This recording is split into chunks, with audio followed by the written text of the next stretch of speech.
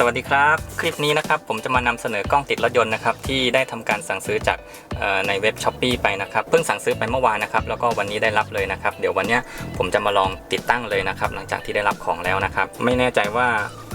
ชื่อร้านค้าได้หรือเปล่านะครับผมได้เข้าไปอ่านในคอมเมนต์เขาแล้วนะครับก็เห็นลูกค้าหลายท่านนะครับบอกว่าได้รับรวดเร็วแล้วก็ถูกต้องนะครับซึ่งผมยังไม่ได้แกะเลยนะครับก็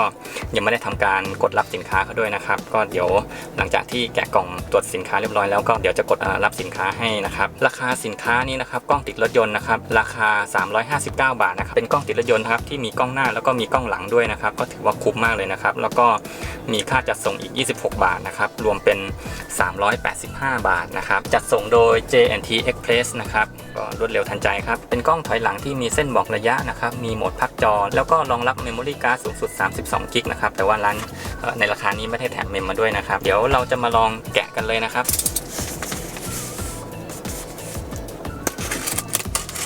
นี่นะครับเป็นกระจกตัดแสงนะครับแต่ว่าอันนี้ผมซื้อมานานแล้วนะครับแล้วก็ตอนที่ซื้อมาเนี่ยราคาต้อง200 กว่าบาทนะครับเป็นกระจกตัดแสงนะครับแต่ว่าอันนี้นะครับเพิ่มอีก100 กว่าบาทเองนะครับเราได้กล้องติดรถยนต์หน้าหลังด้วยนะครับถือว่าคุ้มมากเลยนะครับอันนี้200 กว่าบาทนะครับเพิ่มอีก100 กว่าบาทก็ได้กล้องติดรถยนต์แล้วนะครับแพ็คมาแน่นหนานะครับก็ได้นะครับซีลมาอย่างดีเลยไม่ได้บุกอะไรภายนอกมาให้นะครับก็จะเป็นกล่องแบบนี้เลยนะครับ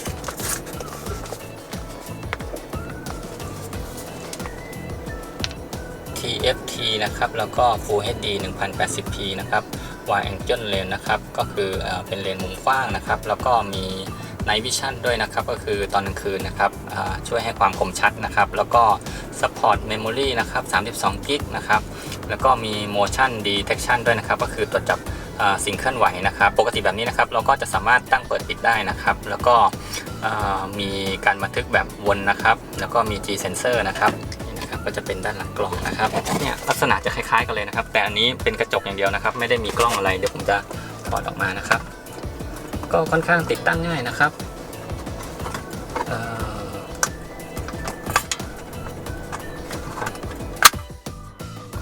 นี่นะครับ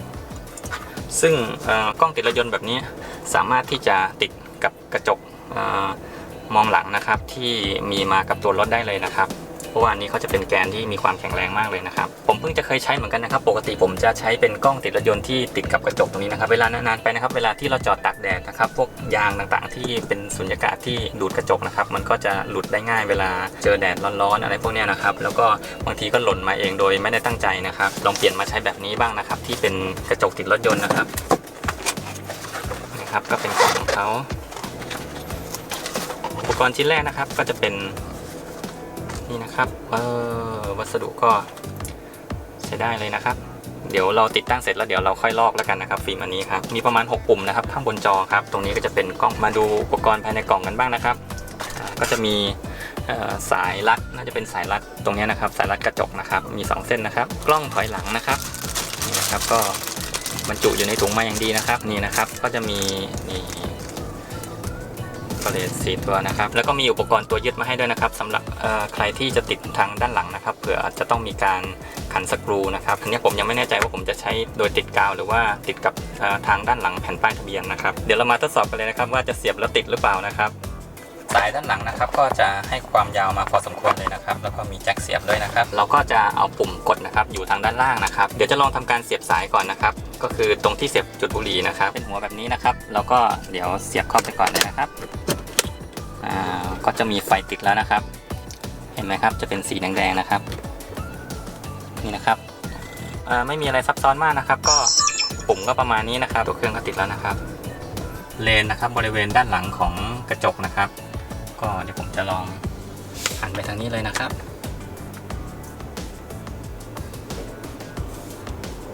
นี่ตรงนี้ก็จะเป็นพลาสติกอ่อนๆนะครับนี่จะเป็นเมมโมรี่การ์ดนะครับ32 กิกนะครับของยี่ห้อทานเซนนะครับของเดิมนะครับซื้อมานานแล้วนะครับปกติก็หันโลโก้มาทางด้านหน้ากับกระจกนะครับหันโลโก้มาทางด้านตัวเรานะครับแล้วก็เสียบเข้าไปนะครับก็จะมีเมนูขึ้นมาแล้วนะครับให้ตั้ง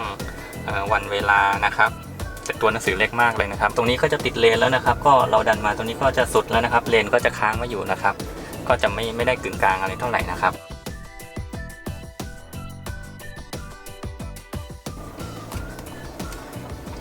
ก็ล็อกเรียบร้อยนะครับ สวยงามมากครับผมว่านี่น่าจะเป็นกระจกตัดแสงด้วยนะครับนี่เป็นเวลาประมาณ 13 นาฬิกานะครับก็แดดกำลังจ้าเลยนะครับแล้วก็มองเห็นภายนอกได้ชัดเจนนะครับก็ไม่ผิดหวังนะครับผมว่าได้ชัดขนาดนี้โอเคมากเลยนะครับถ้าหากว่าเป็นกล้องติดรถยนต์ที่แพงกว่านี้ก็อาจจะมีระบบที่เยอะแยะกว่านี้นะครับแล้วส่วนอันนี้ก็จะเป็นด้านจอที่อยู่ทางด้านขวานะครับ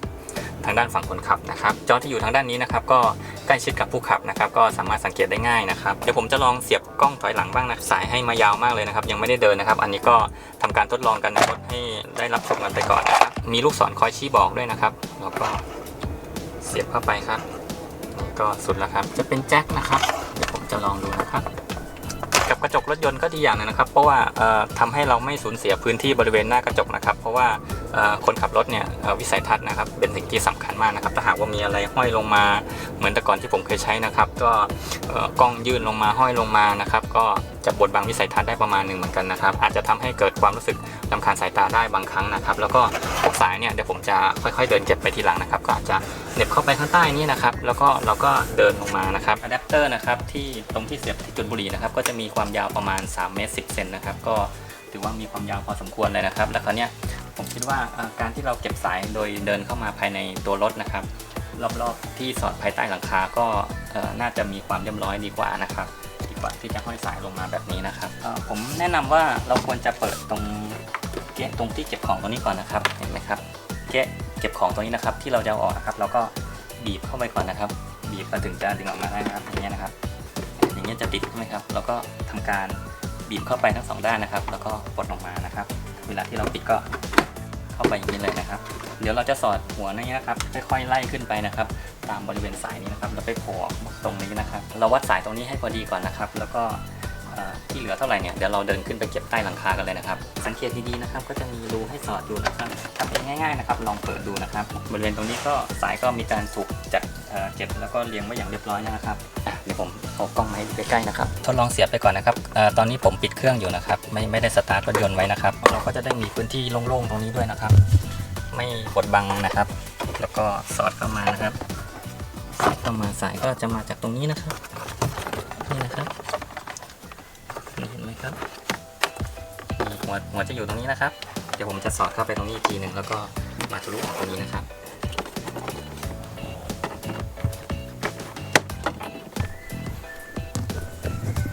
นี่นะครับก็สอดสายเข้าไปแล้วนะครับก็จะมาโผล่ออกตรงนี้นะครับนะครับ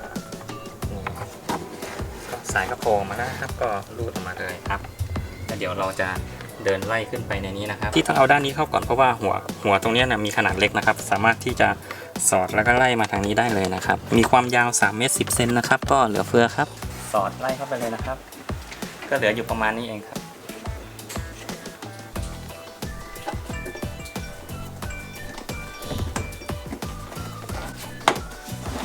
บเสร็จแล้วก็กดเข้าไปเลยครับกล้องมองหลังนะครับผมก็จะใช้วิธีง่ายๆนะครับก็คือ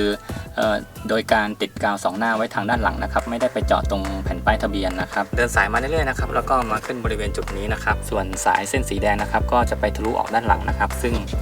มีการต่อไว้เวลาที่เราถอยรถนะครับกล้องมองหลังก็จะมีเส้นกะระยะให้นะครับจอเล็กๆที่เห็นตรงนี้นะครับก็จะเป็นกล้องถอยหลังนะครับเดี๋ยวผมจะลองถอยหลังดูนะครับนี่นะครับก็จะเห็นเป็นเส้นแล้วนะครับคลิปต่อไปนะครับเดี๋ยวผม